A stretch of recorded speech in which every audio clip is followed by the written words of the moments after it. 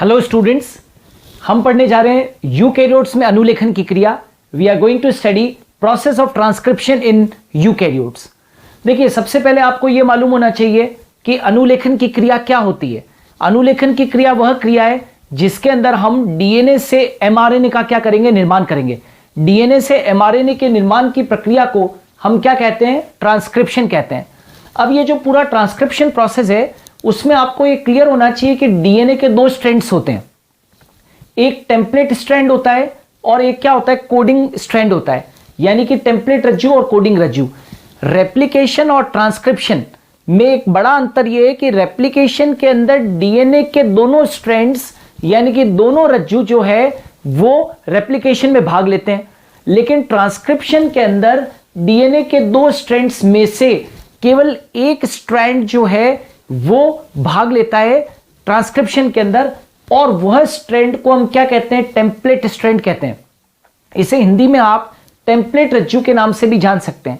यानी कि डीएनए का वह रज्जु जिसकी पोलैरिटी, जिसकी ध्रुवता 3 प्राइम टू 5 प्राइम है, वह स्ट्रैंड क्या कहलाता है, टेम्पलेट स्ट्रैंड कहलाता है। और यही टेम्पलेट स्ट्रैंड जो है वो एमआरएनए निर्माण में भाग लेगा। और जो दूसरा रज्जु कोडिंग स्ट्रैंड है जिसकी पोलैरिटी 5 प्राइम टू 3 प्राइम है, वो ट्रांसक्रिप्शन के प्रोसेस में भाग नहीं लेता है। सेकेंड थिंग, आपको यह मालूम होना चाहिए कि अनुलेखन की क्रिया के अंदर यानी कि ट्रांसक्रिप्शन के प्रोसेस में जो एमआरएनए बनेगा वो हमेशा 5 प्राइम टू 3 प्राइम दिशा में बनता है। तो टेम्पलेट रज्जु की पोलैरिटी क्या है, 3 प्राइम टू 5 प्राइम, और एमआरएनए जो नया बनेगा उसकी पोलैरिटी क्या है, 5 प्राइम टू 3 प्राइम। अब सबसे पहले ये जो टेम्पलेट स्ट्रैंड है, ये जो टेम्पलेट स्ट्रैंड है राइट, जिसकी पोलैरिटी 3 प्राइम टू 5 प्राइम है, इससे जो आरएनए बनेगा, इससे जो एमआरएनए बनेगा वो पूरा संसाधित आरएनए नहीं है राइट, यानी कि परिपक्व आरएनए नहीं बनता है। सबसे पहले मैच्योर आरएनए नहीं बनता है। पहले टेम्पलेट स्ट्रैंड से जो प्राथमिक प्रतिलिपि बनती है, प्राथमिक प्रतिलिपि बनती है टेम्पलेट स्ट्रैंड से, उसको यानी कि प्राथमिक प्रतिलिपि का मतलब है प्राइमरी ट्रांसक्रिप्ट जो बनता है वो कभी भी एमआरएनए नहीं होता है राइट। टेम्पलेट स्ट्रैंड से जब सबसे पहले जो रचना बनती है वो प्राथमिक प्रतिलिपि कहलाती है, प्राइमरी ट्रांसक्रिप्ट कहते हैं। और ये जो प्राइमरी ट्रांसक्रिप्ट है उसको हम क्या कहते हैं, एचएनआरएनए। एचएनआरएनए को हम बोलते हैं heterogeneous nuclear RNA. Heterogeneous nuclear RNA, Hindi में इसको बोलते हैं विषमांगी केंद्रकीय आरएनए राइट। विषमांगी केंद्रकीय आरएनए का क्या होता है, निर्माण होता है। एचएनआरएनए क्या है, हेटेरोजीनियस न्यूक्लियर आरएनए है। और ये जो हेटेरोजीनियस न्यूक्लियर आरएनए है इसको हम हेटेरोजीनियस क्यों कहते हैं। सबसे पहले प्रश्न उठता है कि हेटेरोजीनियस क्यों कहते हैं। क्योंकि हेटेरोजीनियस इसलिए कहते हैं क्योंकि इसके अंदर, एचएनआरएनए के अंदर आपको स्प्लिट अरेंजमेंट देखने को मिलता है। जीन्स का कौन सा अरेंजमेंट देखने को मिलता है, आपको जीन्स का स्प्लिट जीन अरेंजमेंट देखने को मिलता है राइट।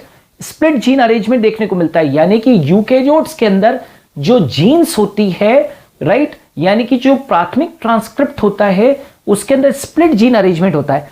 अब प्रश्न उठता है कि स्प्लिट जीन क्या है, तो आप देख सकते हो कि ये जो प्राथमिक प्रतिलिपि बनी है इसके अंदर स्प्लिट जीन अरेंजमेंट का मतलब होता है कि इसके अंदर दो तरीके की सीक्वेंसेस होती है। एक होती है एक्सोन और दूसरी जो होती है वो क्या होती है, इंट्रोन्स होती है राइट। जो प्राथमिक प्रतिलिपि बनी है यानी कि जो एचएनआरएनए बना है उसके अंदर दो तरीके की सीक्वेंसेस है, एक का नाम है एक्सोन, एक का नाम है इंट्रोन। आप चाहें तो एक्सोन को व्यक्तेक भी कह सकते हो। व्यक्तेक का मतलब होता है व्यक्त होने वाला, ओके। और इंट्रोन्स जो होता है वो क्या कहलाते हैं, अव्यक्तेक कहलाते हैं। अव्यक्तेक का मतलब है ये जो होती है वो एक्सप्रेस नहीं होती, ये रचना एक्सप्रेस नहीं होती है। तो मैं यूं भी कह सकता हूं कि एचएनआरएनए का मतलब क्या हुआ, hnRNA is equal to what, मतलब जो ये एचएनआरएनए है वो दो चीजों से मिलकर बना है राइट। HNRNA दो चीजों से मिलकर बना है। क्या क्या चीज? एक्सोन प्लस इंट्रोन सीक्वेंसेस से मिलकर बना है। व्यक्तेक और अव्यक्तेक सीक्वेंसेस से, अनुक्रमों से मिलकर बना है। तो HNRNA जो होता है वो लगभग इस तरीके का होता है, जैसे ये HNRNA मैंने बनाया, राइट। तो ये सीक्वेंसेस है, ये वाली जो सीक्वेंस है ये तो व्यक्तेक है यानी कि एक्सोन है, और बीच बीच में एक्सोन्स के बीच बीच में क्या होती है? इंट्रोन। ये वापस से क्या होती है? Exon, like this type. तो एक्सोन इंट्रोन, एक्सोन इंट्रोन, ये इस तरीके का जो अरेंजमेंट होता है वो स्प्लिट जीन अरेंजमेंट कहलाता है, जो कि HNRNA की क्या है? विशेषता है। ओके, याद रखना ये जो HNRNA के अंदर जो इंट्रोन्स पाए जा रहे हैं, HNRNA के अंदर जो ये इंट्रोन्स पाए जा रहे हैं, ये एक प्रिमिटिव कैरेक्टर है। HNRNA में इंट्रोन्स का पाया जाना एक प्रिमिटिव लक्षण है। प्रिमिटिव यानी कि आद्य लक्षण है, राइट। ये कैसा है? आद्य लक्षण है। क्लियर? HNRNA में इंट्रोन्स का पाया जाना HNRNA में इंट्रोन्स का पाया जाना एक प्रिमिटिव लक्षण है। ओके, अब क्या होता है जब HNRNA एक बार बन जाता है तो अब HNRNA जो है वो क्या करेगा? कुछ अतिरिक्त क्रियाएं करेगा, राइट। अतिरिक्त क्रियाओं का मतलब होता है एडिशनल प्रोसेसिंग होगी। ओके, HNRNA अब क्या करेगा? इसके बाद में जैसे ही HNRNA बन जाता है, जिसको आप प्राथमिक प्रतिलिपि भी कह रहे हो, HNRNA के अंदर क्या होगा? एडिशनल प्रोसेसिंग होती है। एडिशनल प्रोसेसिंग का मतलब यह है कि HNRNA के अंदर कुछ अतिरिक्त क्रियाएं होती है, राइट। और ये जो अतिरिक्त क्रियाएं हैं ये क्या होती है? तो देखिए, दो सिरों के ऊपर ये अतिरिक्त क्रियाएं होती है, राइट। जैसे मान लीजिए कि ये HNRNA है, ये HNRNA, और ये इसका 5' सिरा है और ये इसका 3' सिरा है। ओके, तो यहां पर क्या होता है कि HNRNA के अंदर अतिरिक्त क्रियाओं के अंतर्गत क्या होता है कि 5' सिरे के ऊपर तो क्या होती है? एक प्रक्रिया चलती है जिसको बोलते हैं कैपिंग। कैपिंग को हम हिंदी के अंदर बोलते हैं आच्छादन। और एक ये जो 3' सिरा होता है, जैसा कि हम जानते हैं कि RNA जो बनता है वो हमेशा 5' टू 3' डायरेक्शन में बनता है। तो 5' एंड के ऊपर क्या होता है? कैपिंग होती है, राइट। और टेलिंग जो है वो किस एंड के ऊपर होती है? 3' एंड के ऊपर। तो टेलिंग को हम क्या बोलते हैं? पुच्छन के नाम से जानते हैं। ओके, यानी कि इस सिरे के ऊपर, यहां पर आप देखोगे इस सिरे के ऊपर तो क्या होगी? कैपिंग होगी। और यानी कि ये जो सिरा है इस सिरे के ऊपर तो कैपिंग होगी और इस सिरे के ऊपर क्या होगी? टेलिंग होगी। जहां पर कैपिंग होती है उसको क्या कहते हैं? कैप रीजन कहते हैं। और जहां पर टेलिंग होती है उसको क्या कहते हैं? टेल रीजन कहते हैं। तो यूं समझो कि ये HNRNA, पूरा HNRNA, और इसका 5' सिरा जो है वो कैप रीजन है और 3' सिरा क्या है? टेल रीजन है। टेल रीजन पर टेलिंग होती है और कैप रीजन के ऊपर क्या होती है? कैपिंग होती है। अब कैपिंग में क्या होता है? कैपिंग में क्या होता है कि कैप रीजन पर, ये जो कैप रीजन है, कैप रीजन पर कौन जुड़ता है? तो मिथाइल ग्वेनोसिन ट्राइफॉस्फेट जुड़ता है, राइट। कैप रीजन के ऊपर कौन जुड़ता है? मिथाइल ग्वेनोसिन ट्राइफॉस्फेट जुड़ता है। इसको शॉर्ट में ऐसे कहते हैं MG+P। क्या कहते हैं इसे? MG+P। कैप रीजन पर मिथाइल ग्वेनोसिन ट्राइफॉस्फेट क्या होता है? जुड़ता है। और ये जो टेल रीजन होती है, इस टेल रीजन के ऊपर 200 से लेकर और 300 एडिनाइलिक एसिड के रेजिड्यू जुड़ते हैं, राइट। क्या कहा मैंने? टेल रीजन पर 200 से लेकर और 300 एडिनाइलिक एसिड के रेजिड्यू क्या होते हैं? जुड़ते हैं।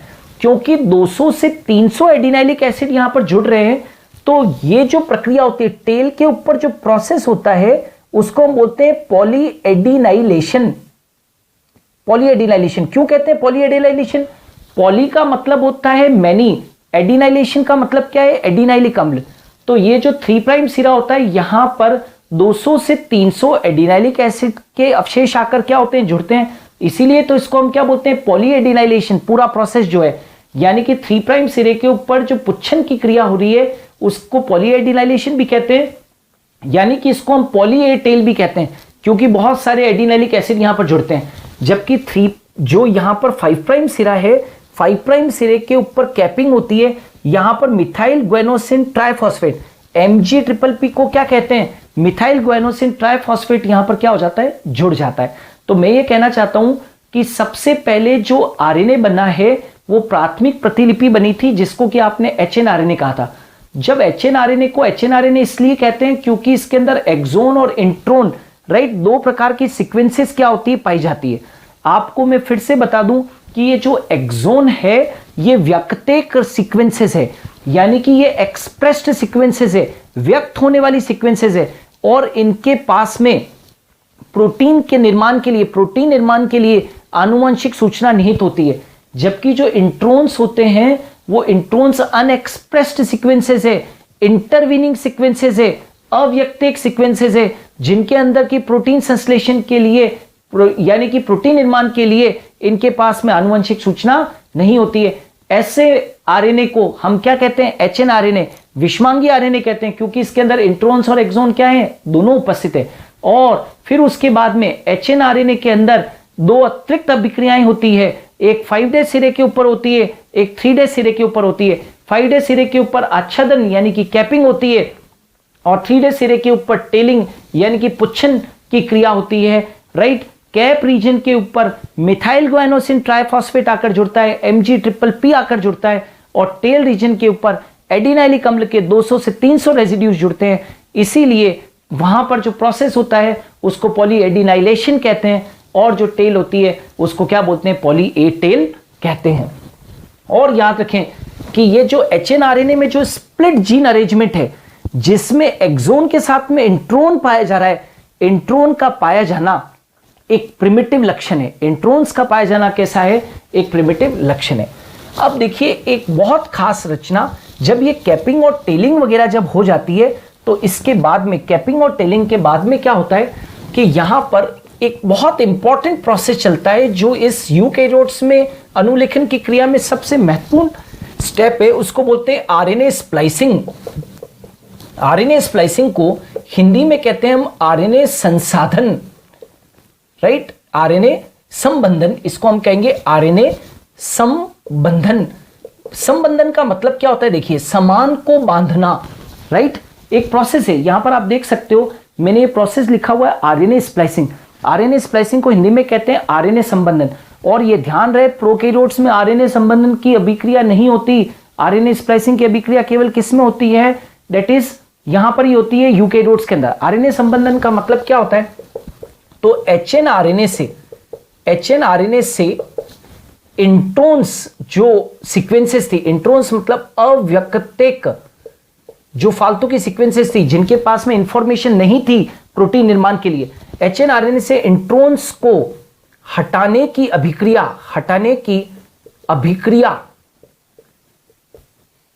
आरएनए संबंधन कहलाती है। आरएनए संबंधन कहलाती है। और ध्यान रहे जब एक बार आरएनए संबंधन हो जाएगा तो आरएनए संबंधन होने से इंट्रोन को क्या कर दिया जाता है, हटा दिया जाता है। ये देखो हम सब ये जो ये थे, ये कैसा थे, सब इंट्रोन्स थे। तो ये जो ऊपर सर्कल बना रखे हैं ये क्या शो कर रहे हैं कि हम इंट्रोन्स को क्या कर रहे हैं, हटा रहे हैं। इंट्रोन्स जब हटेंगे तो इंट्रोन्स के हटने से, इंट्रोन के हटने से एक्सोन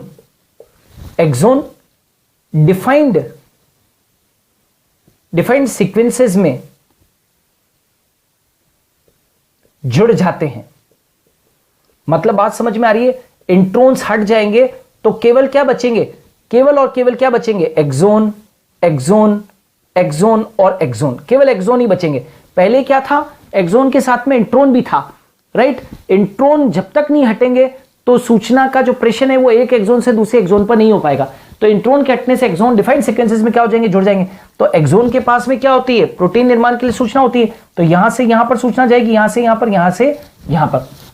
तो एक बहुत इंपॉर्टेंट स्टेप आरएनए स्प्लाइसिंग की क्रिया भी, आरएनए संबंधन की क्रिया भी यूकैरियोट्स में अनुलेखन की क्रिया के दौरान होती है। जैसे नाम शो कर रहा है, स्प्लाइसिंग को क्या कहते हैं हिंदी में? संबंधन, समान को बांधना, मतलब इंट्रोन्स को हटाएंगे तो एक्सोन क्या पर आ जाएंगे? निकट में आ जाएंगे। जब ये पूरी की पूरी क्रिया हो जाएगी तो जो आरएनए अब बना है, देखिए आरएनए की जो एचएनआरएनए बना था वो प्राथमिक प्रतिलिपि थी, लेकिन अब जो आरएनए बनेगा वो संसाधित आरएनए है, यानी कि परिपक्व क्या है? आरएनए है। आप चाहें तो इसे इंग्लिश के अंदर मैच्योर आरएनए या प्रोसेस्ड आरएनए भी कहते हैं, यानी कि परिपक्व आरएनए या संसाधित आरएनए भी कहते हैं, जिसमें कि केवल क्या प्रेजेंट होती है? एक्सोन्स होती है। याद रखना, आरएनए स्प्लाइसिंग का पाया जाना, आरएनए स्प्लाइसिंग का पाया जाना ये क्या है?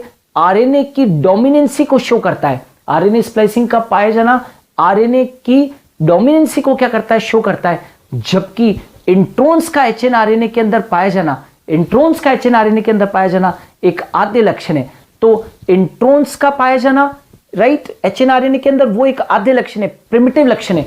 और आरएनए स्प्लाइसिंग का, आरएनए संबंधन का पाया जाना ये आरएनए वर्ल्ड का, यानी कि आरएनए वर्ल्ड जो है उसकी डोमिनेंसी को, यानी कि डोमिनेंसी का मतलब क्या है? उसकी सबसे जो इंपॉर्टेंट थिंग है वो ये है कि उसकी प्रभाविता को क्या करता है? ये दर्शाता है। तो जब आरएनए स्प्लाइसिंग हो जाएगी तो फिर जो आरएनए प्राप्त होगा वो प्योर फॉर्म ऑफ आरएनए है, वास्तविक आरएनए है, संसाधित आरएनए है, परिपक्व आरएनए है। तो हम ये कह सकते हैं कि इस प्रकार से हमने डीएनए से किसका निर्माण कर दिया? एमआरएनए का क्या कर दिया? निर्माण कर दिया।